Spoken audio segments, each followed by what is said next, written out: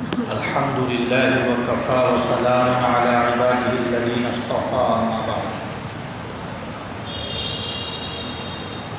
اس سے پہلے ام المؤمنین صدیقہ عائشہ کے نکاح کے سلسلے میں جو اعتراض تھا اس کا جواب دیا گیا تھا، اور پھر اس کے بعد نبی پاک صلی اللہ علیہ وسلم کی جو بیویاں ہیں ان بیویوں سے جو پیغمبر کے نکاح ہوئے ہیں، یہ نکاح مختلف ملی، قومی، سماجی، دینی، شرعی، سیاسی مصلحتوں اور حکمتوں کے تحت ہوئے ہیں، اس عنوان پر گفتگو ہوئی تھی۔ آج کی اس مجلس میں جو پیغمبر کی بیویاں ہیں، ازواج مطہرات ہیں، ان کے فضائل و مناقب بیان کرنے کی مجلس ہے۔ اللہ رب العزت نے ازواج مطہرات کا مقام و مرتبہ دیگر عورتوں سے بلند اور بالا کیا ہے، ان کو شرف بخشا ہے، کچھ خصوصیتیں عطا فرمائی ہیں۔ چنانچہ قرآن پاک میں اللہ نے اس کا ذکر کرتے ہوئے فرمایا، یا نساء النبی لستن کاحد من النساء، اے نبی کی بیویوں تم اور عورتوں جیسی نہیں ہو۔ باقاعدہ اللہ نے نبی کی بیویوں کو خطاب کیا اور بطور خاص ازواج مطہرات کو مخاطب کرتے ہوئے فرمایا، یا نساء النبی، اے نبی کی بیویوں تم دیگر عورتوں کی طرح نہیں ہو، جیسے اور عورتیں ہیں ایسے ہی تم نہیں ہو۔ تمہیں یہ خیال کرنا چاہیے کہ تم نبی کی زوجیت میں ہو، تو نبی سے تمہاری نسبت ہے، تمہارا مقام و مرتبہ اللہ کے یہاں بہت بلند و بالا ہے۔ تو اس آیت شریفہ سے ازواج مطہرات کی عظمت کا، بزرگی کا اور شرف کا پتہ چلتا ہے۔ اسی طرح ایک اور جگہ اللہ نے ذکر کرتے ہوئے فرمایا، النبی اولی بالمؤمنین من انفسهم وازواجہ امہاتہم، نبی پاک صلی اللہ علیہ وسلم ایمان والوں سے ان کی جانوں سے زیادہ قریب ہے، اور جو نبی کی بیویاں ہیں وہ ایمان والوں کی مائیں ہیں۔ تو اس آیت کریمہ میں ازواج مطہرات کو پوری امت کی مائیں قرار دیا گیا ہے، اور ظاہر ہے ماں کا مقام مرتبہ تو بلند ہوتا ہی ہے۔ ماں سے نکاح کرنا حرام ہے، اسی طرح پیغمبر علیہ السلام کی ازواج مطہرات سے بھی نکاح کرنا حرام ہے۔ کسی امتی کے لیے یہ جائز نہیں ہے کہ وہ نبی کی بیوی سے نکاح کرے۔ ماں تو ماں ہی ہوتی ہے، تو جو نبی ہیں ان کی جو بیویاں ہیں، ازواج مطہرات ہیں، ان کا مقام مرتبہ اللہ کے یہاں بہت اونچا ہے، یہاں تک کہ پوری امت کی مائیں انہیں قرار دے دیا گیا ہے۔ تو جس طرح ماں کا ادب و احترام ہوتا ہے، ماں کا تقدس دل میں ہوتا ہے، ماں کی عظمت اور بزرگی دل میں ہوتی ہے، ایسے ہی ازواج مطہرات کے تعلق سے اپنے دل میں عظمت ہونی چاہیے، بزرگی ہونی چاہیے، ان کا تقدس اور ان کا جو شرف ہے وہ ہمارے قلوب میں پنہا ہونا چاہیے۔ تیسری آیت میں اللہ رب العزت نے ان کے مقام و مرتبے کو ایک دوسرے انداز میں بیان کیا کہ اگر ازواج مطہرات میں سے کوئی زوجہ نیک عمل کرے، اللہ اور اس کے رسول کی فرما برداری کرے، تو اس کو 2 گنا اجر ہے، دوہرا ثواب کا وعدہ کیا گیا۔ وَمَن يَقْنُتْ مِنكُنَّ لِلَّهِ وَرَسُولِهِ وَتَعْمَلْ صَالِحًا نُؤْتِهَا أَجْرَهَا مَرَّتَيْنِ وَأَعْتَدْنَا لَهَا رِزْقًا كَرِيمًا، کہ تم میں سے جو کوئی اللہ اور اس کے رسول کی فرما برداری کرے، اطاعت کرے اور عمل صالح کرے، تو بتایا گیا نؤتیہا، ہم اس کو دیں گے دوہرا اجر۔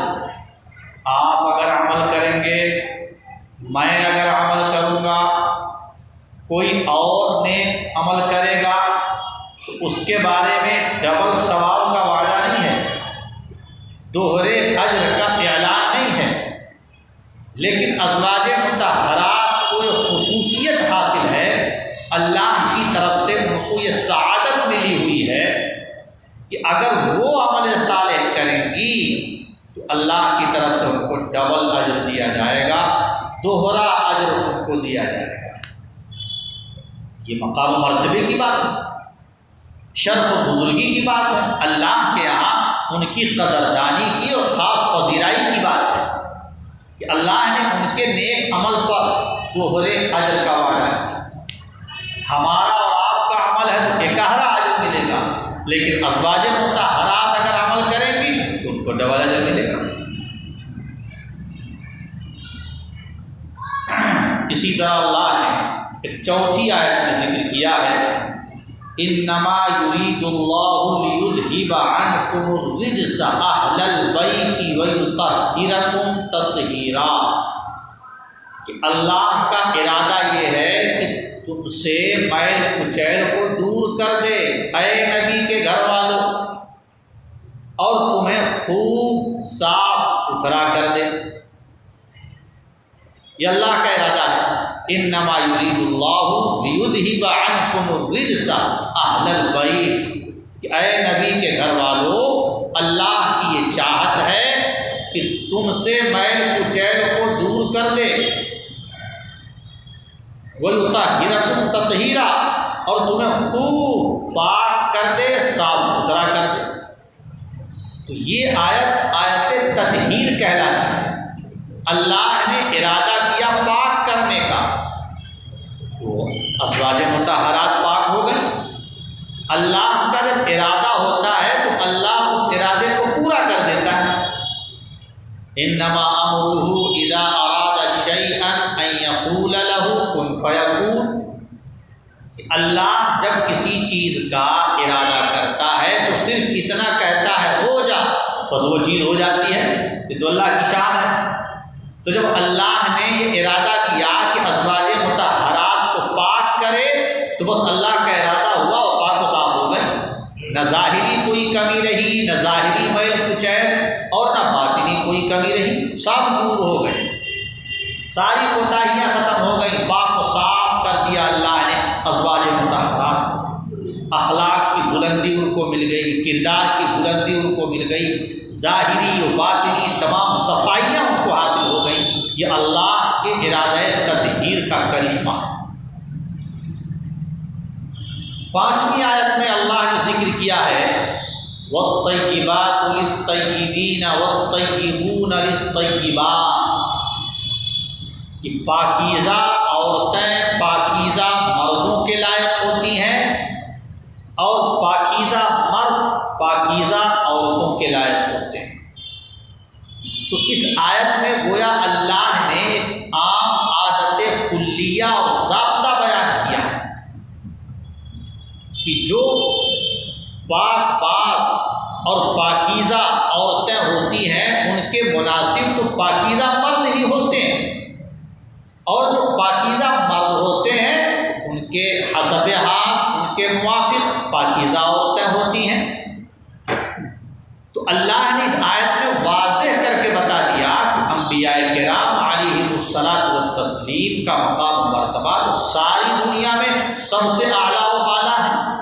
انبیاء کا جو گروہ ہے یہ مقدس گروہ ہے، اور ظاہری باطنی پاکی و صفائی میں، طہارت و نظافت میں سب سے اونچا طبقہ ہے۔ تو انبیاء کرام جب ظاہری و باطنی صفائی میں سب سے اعلیٰ ہیں تو ان کو جو بیویاں عطا ہوں گی ظاہر ہے وہ بھی ظاہری و باطنی صفائی میں اعلیٰ ہوں گی، ان کے مناسب حال ہوں گی۔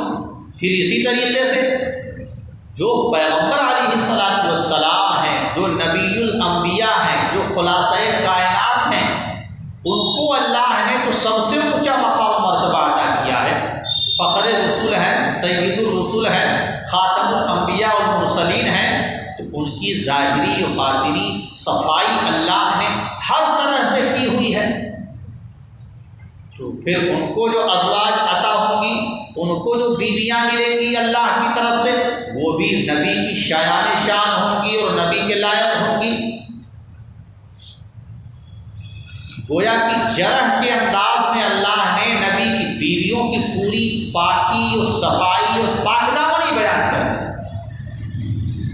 دراصل یہ آیت شریفہ ام المومنین حضرت عائشہ صدیقہ رضی اللہ تعالی عنہا کی براءت کے سلسلے میں نازل ہوئی۔ جب غزوہ بنی مصطلق کے موقع پر منافقین نے شرارت کی اور ام المومنین صدیقہ عائشہ رضی اللہ تعالی عنہا کی عفت اور پاک دامنی کو تار تار کرنا چاہا، آپ کو بدنام کرنے کی پوری سازش رچی اور پلان بنایا، منصوبہ تیار کیا، اور اس منصوبے کے پیچھے ان کا مقصد یہ چھپا ہوا تھا کہ ابو بکر اور پیغمبر کے درمیان جو دوستی ہے، اس دوستی کے نتیجے میں اسلام روز بروز بڑھ رہا ہے، اسلام کی اشاعت ہو رہی ہے، مسلمان روز بروز بڑھ رہے ہیں، اسلام کو ترقی مل رہی ہے، فروغ مل رہا ہے، لہذا کیوں نہ ایسا کیا جائے کہ ابو بکر اور پیغمبر کے درمیان عداوت پیدا کر دی جائے، یہ دوستی دشمنی میں تبدیل کر دی جائے۔ اس کے لیے انہوں نے یہ سازش رچی کہ حضرت عائشہ رضی اللہ تعالی عنہا پر ایک بہت بڑا الزام لگا دیا، تہمت بات تھی۔ اور آپ کو معلوم ہے حضرت عائشہ ابو بکر صدیق رضی اللہ تعالی عنہ کی بیٹی تھی اور نبی کی زوجہ اور نبی کی بیوی تھی۔ اب اگر اس رشتے میں دراڑ پیدا کر دیا جائے اور دونوں کے بیچ میں کھائی پیدا کر دی جائے تو جو دو گھرانے آپس میں ملے ہوئے ہیں بہت بڑا فرق آ جائے گا، لیکن اللہ نے ان کی سازش کو ناکام کر دیا، منافقین کے بنائے ہوئے منصوبے کو فیل کر دیا، خاک میں ملا دیا۔ آیت کریمہ اللہ نے نازل کر دی، بہت تفصیل کا موقع نہیں ہے کہ میں اس بات کو تفصیل کے ساتھ بیان کروں، خلاصہ یہ ہے کہ اللہ رب العزت نے حضرت عائشہ رضی اللہ تعالی عنہا کی پاک دامنی کو اجاگر کرنے کے لیے اور ان کی عفت کو لوگوں کے سامنے واضح کرنے کے لیے باقاعدہ آیتیں اتار دی، الخبیثات للخبیثین والخبیثون للخبیثات والطیبات للطیبین والطیبون للطیبات، کہ خبیث عورتیں خبیث مردوں کے لائق ہوتی ہیں اور خبیث مرد خبیث عورتوں کے لائق ہوتے ہیں، اور پاکیزہ عورتیں پاکیزہ مردوں کے لائق ہوتی ہیں اور پاکیزہ مرد پاکیزہ عورتوں کے لائق ہوتے ہیں۔ اللہ نے گویا جرح کے انداز میں حضرت عائشہ رضی اللہ تعالی عنہا کی پاک دامنی کو سامنے پیش کر دیا کہ یہ پاک دامن ہیں، پاک ہیں، ہر طرح سے یہ عفیفہ ہیں، ان کے دامن پہ کوئی داغ دھبا لگایا نہیں جا سکتا۔ پھر اللہ نے صاف لفظوں میں فیصلہ فرما دیا، دو ٹوک انداز میں بیان کیا، اولئک مبرؤون مما یقولون، کہ یہ بری ہیں ان الزامات سے جو یہ منافقین ان پر لگا رہے ہیں۔ اور یہی صرف نہیں، ان کی براءت ظاہر فرمائی، بلکہ اس کے ساتھ ساتھ ان کے لیے مغفرت کا وعدہ بھی کیا، رزق کریم کا بھی اعلان کیا، اولئک لہم مغفرۃ ورزق کریم، ان کے لیے تو بخشش ہے، مغفرت ہے اور باوقار روزی ہے۔ تو یہ بہت بڑی سعادت کی بات ہے ام المومنین صدیقہ عائشہ کے لیے کہ اللہ نے ان کی پاک دامنی کو واضح کرنے کے لیے، ان کی براءت کے لیے باقاعدہ قرآن پاک بنا دیا،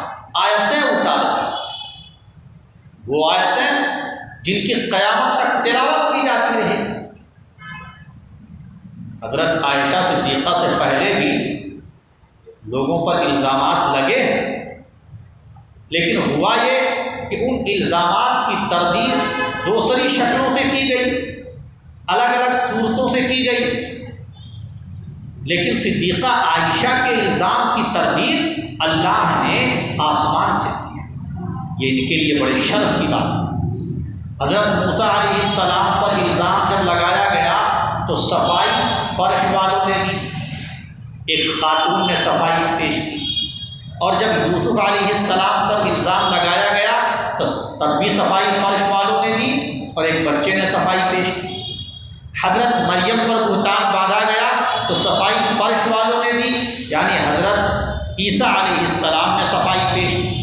لیکن یہ حضرت عائشہ کی ایک بلند شان ہے، خاص فضیلت ہے کہ جب فرش والوں نے الزام لگایا تو صفائی عرش والے نے دی، اور باقاعدہ آیت ہے اسی اتار دی، قیامت تک حضرت عائشہ کی پاک دامنی بیان کی جاتی رہے گی اور ان کی عفت کو لوگوں کے سامنے، پوری دنیا کے سامنے پیش کیا جاتا ہے۔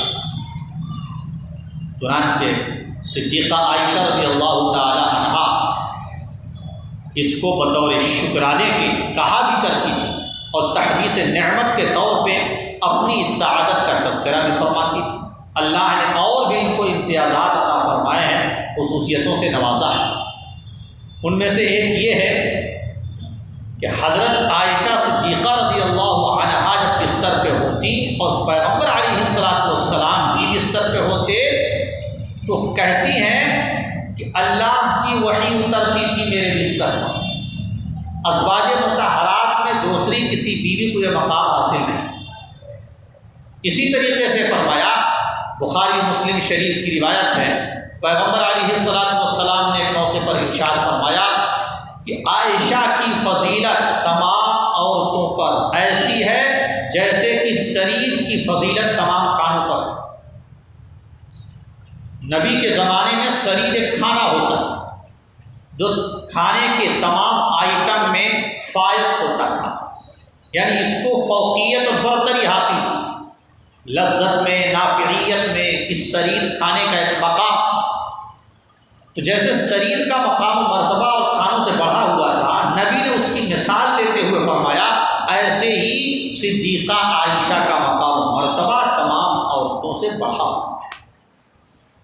یہ ایک فضیلت، ایک انداز میں، ایک اسلوب میں نبی نے بیان فرمائی ہے صدیقہ عائشہ رضی اللہ تعالی عنہا کی۔ اسی طرح ایک اور موقع پر نبی کریم علیہ السلام نے فرمایا، اے عائشہ یہ جبریل ہیں جو تمہیں سلام پیش کر رہے ہیں۔ صدیقہ عائشہ نے سنا تو فرمایا وعلیہ السلام ورحمۃ اللہ، سلام جبریل کا آیا، صدیقہ عائشہ نے سلام کا جواب بھی ادا کیا۔ یہ بڑی فضیلت کی بات ہے، شرف کی بات ہے۔ کبھی کبھی صدیقہ عائشہ اپنی ان سعادتوں کا تذکرہ حلقہ ازواج میں کیا کرتی تھی۔ نبی کی بیویوں کا جب حلقہ لگتا تھا اور مجلس لگتی تھی تو اس مجلس میں اپنی ان باتوں کا، ان امتیازات کا وہ تذکرہ بھی فرمایا کرتی تھی۔ یہ بھی ایک سعادت کی بات ہے ان کے لیے کہ نبی کی مبارک زندگی کا جو آخری ہفتہ گزرا ہے وہ بھی صدیقہ عائشہ کے حجرے میں گزرا ہے۔ اور پھر یہی نہیں، سعادت ایسی ان کو ملی کہ حجرہ عائشہ نبی کے لیے آرام گاہ بن گیا اور قیامت تک کے لیے آرام گاہ بن گیا۔ اسی کو آج گنبد خضرا بھی، نبی نے اس حصے کے بارے میں فرمایا مسجد نبوی کا ایک ٹکڑا ہے حجرہ عائشہ ہے، ہذہ روضۃ من ریاض الجنہ، یہ جنت کے باغوں میں سے ایک باغ ہے، جنت کے باغوں میں سے ایک باغ ہے۔ سعودی حکومت نے وہاں یہ جملہ بھی نہیں رکھا ہے۔ اب یہ شان حضرت عائشہ رضی اللہ عنہا کی ہے، تو یہ رتبہ بلند ملا جس کو مل گیا۔ تیری پاکیزگی پر نطق فطرت نے شہادت دی، تیری پاکیزگی پر نطق فطرت نے شہادت دی، تجھے عظمت عطا کی، عافیت بخشی، فضیلت دی، اگر تیری سحر پرور ادا پر داغ آ جاتا خدا کا انتخابی فیصلہ مخدوش کہلاتا۔ رسول اللہ نے رکھا ہے صدیقہ لقب تیرا، رسول اللہ نے رکھا ہے صدیقہ لقب تیرا، فقط فرشی نہیں عرشی بھی کرتے ہیں ادب تیرا۔ تیرا حجرا امین خاص ہے ذات رسالت کا، بساط عرض پر ٹکڑا یہی ہے باغ جنت کا، اسی میں رحمت للعالمین رہتے تھے اور رہتے ہیں۔ عائشہ تیرا حجرا ہے جس کو گنبد خضرا بھی کہتے ہیں۔ یہ تو مقام حاصل ہے صدیقہ عائشہ رضی اللہ تعالی عنہ کو۔ حضرت عائشہ ان 5 عورتوں میں شامل ہیں جن کو شریعت مطہرہ میں پوری دنیا کی عورتوں پر فضیلت حاصل ہے۔ یہاں رک کر یہ بات سمجھ لیں، تفصیلات میں نہیں جانا چاہتا، نہ اختلافات کو پڑھنا چاہتا۔ جمہور علماء کا جو موقف ہے اور ان کا جو نظریہ ہے وہ یہ ہے کہ 5 عورتیں ایسی ہیں کہ ان 5 عورتوں کو دنیا کی تمام عورتوں پر فوقیت حاصل ہے، برتری حاصل ہے، کہ ان 5 عورتوں کا مقام و مرتبہ دوسری تمام دنیا بھر کی عورتوں سے بڑھا ہوا ہے۔ وہ 5 عورتیں کون سی ہیں؟ ان میں ایک حضرت آسیہ جو فرعون کی بیوی، اور ایک حضرت مریم ہے جو حضرت عیسیٰ علیہ السلام کی والدہ محترمہ کہلاتی ہے، اور ایک ان میں حضرت فاطمہ رضی اللہ تعالی عنہا ہے جو نبی کی لخت جگر ہے، اور چوتھی عورت حضرت خدیجہ رضی اللہ تعالی عنہا ہے جو نبی کی پہلی شریک حیات، پہلی رفیق حیات، پہلی زوجہ ہے، اور 5ویں حضرت عائشہ صدیقہ رضی اللہ تعالی عنہا ہے۔ یہ 5 عورتیں وہ ہیں جمہور علماء کے نزدیک یہ تمام عورتوں سے مقام و مرتبے میں بڑھی ہوئی ہیں، ان کو سب سے بڑی فضیلت حاصل ہے۔ تو میں نے آپ کے سامنے 5 آیتیں پڑھی ہیں۔ ایک تو النبی اولیٰ بالمؤمنین من انفسہم وازواجہم امہاتہم، اس سے ازواج مطہرات کی عظمت کا پتہ چلتا ہے۔ اور دوسری آیت میں نے پڑھی ہے یا نساء النبی لستن کاحد من النساء، اور تیسری آیت میں نے پڑھی ہے وَمَن يَقْنُتْ مِنْكُنَّ لِلَّهِ وَرَسُولِهِ وَتَعْمَلْ صَالِحًا نُؤْتِهَا أَجْرَهَا مَرَّتَيْنِ وَأَعْتَدْنَا لَهَا رِزْقًا كَرِيمًا۔ اور چوتھی آیت میں نے پڑھی ہے إِنَّمَا يُرِيدُ اللَّهُ لِيُذْهِبَ عَنْكُمُ الرِّجْسَ أَهْلَ الْبَيْتِ وَيُطَهِّرَكُمْ تَطْهِيرًا۔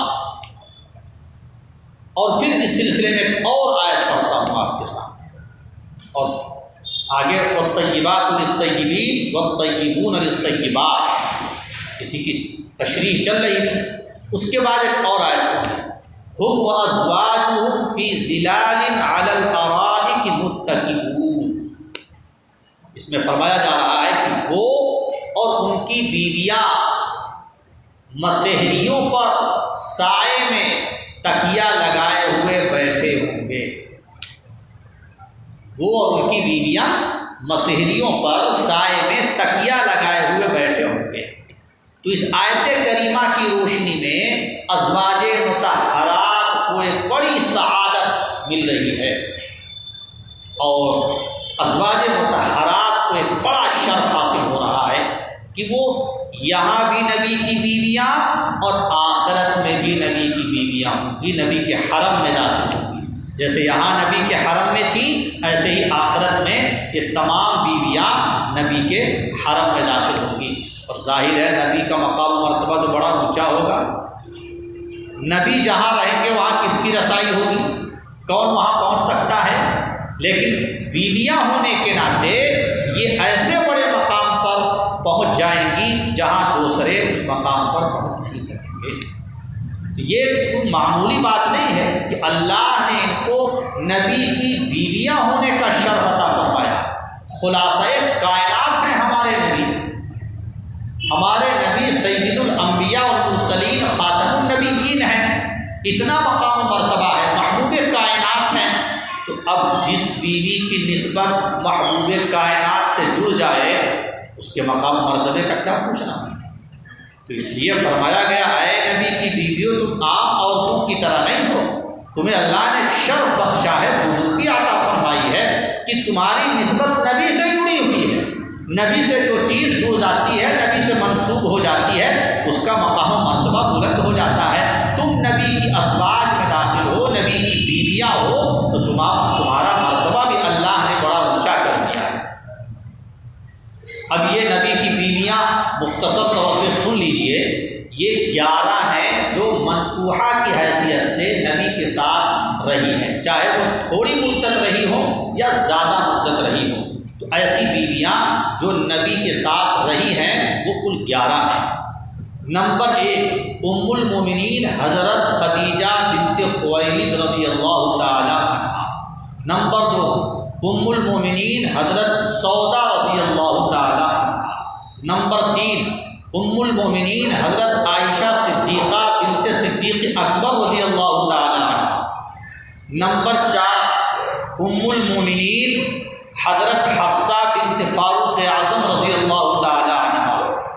نمبر 5 ام المومنین حضرت زینب بنت خزیمہ رضی اللہ تعالی عنہ۔ نمبر 6 ام المومنین حضرت ام سلمہ بنت ابی امیہ رضی اللہ تعالی عنہ۔ نمبر 7 ام المومنین حضرت زینب بنت جحش رضی اللہ تعالی عنہ۔ نمبر 8 ام المومنین حضرت جویریہ بنت حارث رضی اللہ تعالی عنہ۔ نمبر 9 ام المومنین حضرت ام حبیبہ رضی اللہ تعالی عنہ۔ نمبر 10 ام المومنین حضرت صفیہ رضی اللہ تعالی عنہ۔